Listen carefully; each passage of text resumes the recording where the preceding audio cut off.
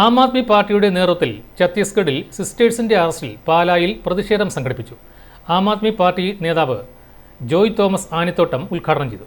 മതപരിവർത്തന ആരോപണത്തെ മറയാക്കി Assisi Sisters of Mary Immaculate സഫയിലെ 2 സിസ്റ്റർമാരെ അറസ്റ്റ് ചെയ്തതിനെതിരെ ആം ആദ്മി പാർട്ടിയുടെ നേതൃത്വത്തിൽ പാലായിൽ പ്രതിഷേധ പ്രകടനം നടത്തി.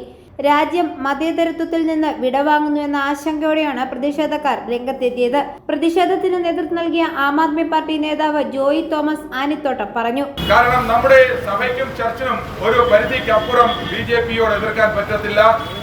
അവരുടേതായ കാരണങ്ങളുണ്ട്, പലർക്കും അറിയാമായിരിക്കും. ഫിനാൻഷ്യൽ ഫ്രോഡ്സിന്റെ കാരണങ്ങളുണ്ട്. അതുകൊണ്ട് ഓപ്പൺ ആയിട്ട് മോദിയെ ക്രിട്ടിസൈസ് ചെയ്യാനോ അദ്ദേഹത്തിന് എതിരായിട്ട് നിൽക്കാനോ ചർച്ചിന് സാധ്യമല്ല. അതുകൊണ്ടാണല്ലോ ഇപ്പോൾ കന്യാസ്ത്രീമാരെ അവിടെ അറസ്റ്റ് ചെയ്തിട്ടും അവര് മൗനം തുടരുന്നത്. ഒരു പാർട്ടിയും കാര്യമായിട്ടൊന്നും പറഞ്ഞിട്ടില്ല. ഇന്ന് പേപ്പറിൽ നമ്മൾ വായിച്ചു, മുഖ്യമന്ത്രി മുതൽ ജോസ് കെ മാണി വരെ എല്ലാവരും പ്രൈം മിനിസ്റ്റർക്ക് ലെറ്റർ അയച്ചു കന്യാസ്ത്രീമാരെ വിടണമെന്ന് പറഞ്ഞുകൊണ്ട്. എന്തിനാണ് ഈ ലെറ്റർ അയക്കുന്നത്? എന്തെങ്കിലും കാര്യമുണ്ടോ? നമ്മുടെ വീട്ടിൽ വന്ന് മോഷണം നടത്തിയ കള്ളനോട് ആ മോഷ്ടിച്ച സാധനം തിരിച്ചു തരണമെന്ന് പറയുന്നത് തുല്യമാണ് മോദിയോട് ഇവരെ റിലീസ് ചെയ്യണമെന്ന് പറയുന്നത്. കാരണം മോദിയുടെ അല്ലെങ്കിൽ ബിജെപിയുടെ അംഗീകാരത്തോടു കൂടി ചെയ്തൊരു അറസ്റ്റാണ്. ഇനി നമുക്ക് ആകെപ്പാടെയുള്ളത് കോടതിയാണ്.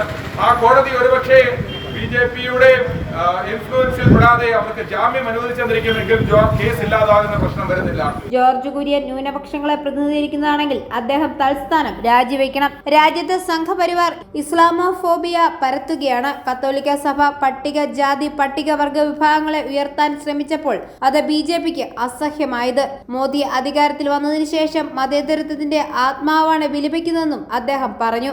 മോദി അധികാരത്തിൽ വന്നതിന് ശേഷം 4361 വ്യാജ കേസുകൾ ക്രിസ്ത്യൻ നേതൃത്വത്തിനെതിരെ എടുത്തതായി UCF രേഖകളിലുണ്ടെന്നും അദ്ദേഹം പറഞ്ഞു. ആം ആദ്മി പാർട്ടി മതേതരത്വത്തെയും പൗരാവകാശങ്ങളെയും സംരക്ഷിക്കാൻ എപ്പോഴും മുന്നിൽ നിൽക്കുന്നതായും അദ്ദേഹം ഓർമ്മിപ്പിച്ചു. ജേക്കബ് തോപ്പിൽ, രാജു താന്നികൾ, റോയി വെള്ളരിങ്ങാട്ട, ജോയ് കളരിക്കൽ, സിബി വരിക്കാനിക്കൽ, ജോണി ഇലവനാൽ, ജൂലീസ് കണിപ്പള്ളി, ജോജോ കണ്ണംകുളം തുടങ്ങിയവർ പ്രസംഗിച്ചു. അറസ്റ്റിലായ സിസ്റ്റർമാർ നടത്തിയതൊന്നും നിയമവിരുദ്ധമല്ലെന്നും അവരെ ഉടൻ വിടുതൽ ചെയ്യണമെന്ന് ആം ആദ്മി പാർട്ടി ആവശ്യപ്പെട്ടു. മതേതരത്വം സംരക്ഷിക്കപ്പെടേണ്ടതിന്റെ നിർണായകരമായ സമയമാണിതെന്നും ആം ആദ്മി പാർട്ടി ചൂണ്ടിക്കാട്ടി. ഐഫോറിയ ന്യൂസ്, പാലാ.